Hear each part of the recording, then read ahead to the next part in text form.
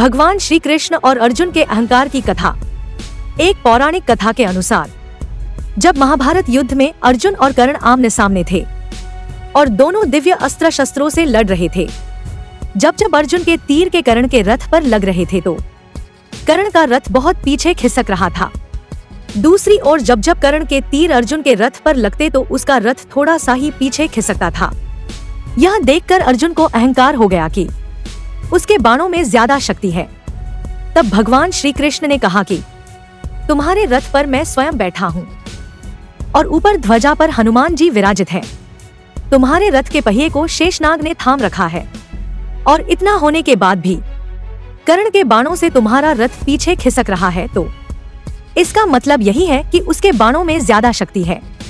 तब अर्जुन को अपनी गलती का एहसास हो गया और उसका अहंकार टूट गया। भगवान श्री कृष्ण जी और अक्रूर जी की कथा।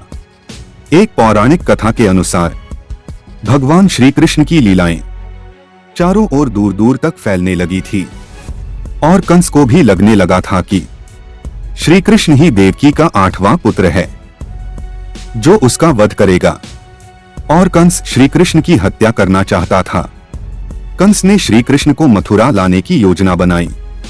उसने अपने मंत्री अक्रूर को भेजकर श्री कृष्ण को यज्ञ के लिए मथुरा बुलवाया, लेकिन कंस के मंत्री अक्रूर जी स्वयं श्री कृष्ण के बहुत बड़े भक्त थे और जब अक्रूर जी गोकुल पहुंचे तो श्री कृष्ण के दर्शन कर उन्हें बहुत प्रसन्नता हुई।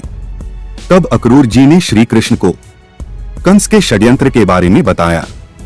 श्री कृष्ण उनकी बात सुनकर हंस पड़े और उन्होंने मथुरा जाने का निश्चय कर लिया। भगवान श्री कृष्ण के बाल रूप के मिट्टी खाने की कथा। एक पौराणिक कथा के अनुसार एक दिन कृष्ण कन्हैया और उनके सखा पेड़ों से फल इकट्ठा कर रहे थे।